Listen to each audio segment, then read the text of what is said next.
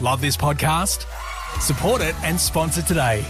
Simply head to ozcastnetwork.com for details. As part of our Fresh Jobs initiative and in partnership with the Government of South Australia, we're focusing this morning on the support available to students that are doing vocational education and training. We know heaps of our Fresh fam are doing vet courses, apprenticeships and traineeships, and it's a great way to gain the skills you need to kickstart your career or land that awesome job. We also know that life can get complicated and it can be really hard to stay on track with your training and move forward to reach your goals. The good news is you're not alone. That's why we're joined by Azadeh, whose job it is to help students in vet manage the things that can get in the way of their training. Welcome, Azadeh. Good morning. How are you? Thank you so much. Are you able to tell us a little bit about what you do? Yeah, well, first of all, thank you so much for having me on today. Of course, pleasure to have you. I may be a little bit biased, but I think the learner support services is pretty cool. First and foremost, I think it's important to let everyone know that it's a free service, that it's 100% confidential. Amazing. And it's available to anyone studying a vet course. Let's see, what are the main things that we do? We essentially build relationships. We build relationships with our students who are facing barriers, whether they're significant or minor, and we assist them in identifying those barriers, working through them, giving them access to services that could support them, all in the hopes of getting them to complete their vet course successfully. Yeah, brilliant. Can you tell us what some of those barriers might be as examples?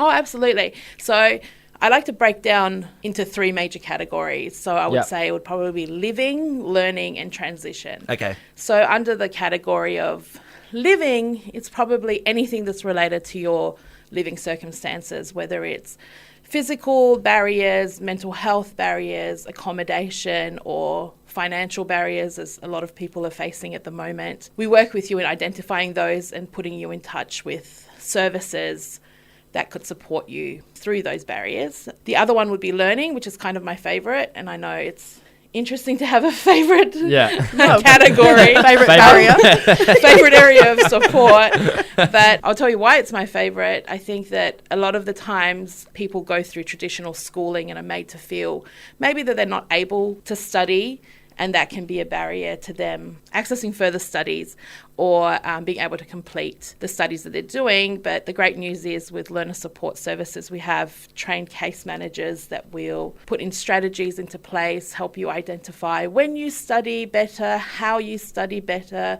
what you're learning, and that's the case manager that will be with you through the entire process. So it's not like you have to share your story multiple times with different case managers and people are changing all the time. You meet with us, we support you. We do that on your basis. We meet where you want to meet. So you build up that trust with them. Absolutely. Yeah, amazing. Yeah, and that's the key to this. So a lot of the times there are things that are in place like learning disabilities such as like ADHD or dyslexia. Sometimes they're diagnosed, sometimes they're not. We have strategies in place for those that we can assist our students. Yeah, well, so that's really good because it can be so overwhelming when you do take on something like a new course. And as you said, with these other factors that can be contributing. So what sort of supports are available through the vocational education and training? Well, the supports that it should probably be easier to tell you what we don't support.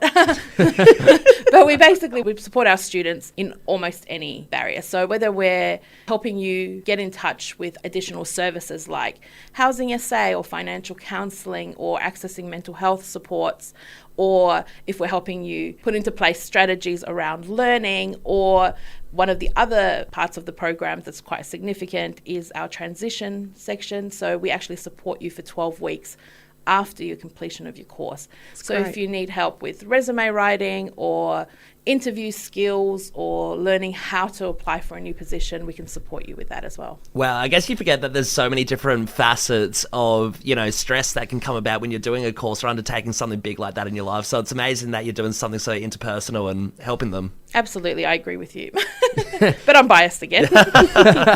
So, Azadeh, what does learner support services help with? So we help with transition into either further studies or into employment. We help with putting you in touch with additional services that you may not know about or not have access to. We can advocate for you as well. Yeah. We can help you with study skills. Sometimes people are returning back to study after a very long time, and it's you feel like a complete fish out of water. Yeah, overwhelming. Absolutely. And if you're a little bit older maybe, or if you had a bad time in school, that could be a real struggle. So for people, obviously some of these, issue barriers can be quite personal, and reaching out for help might be hard.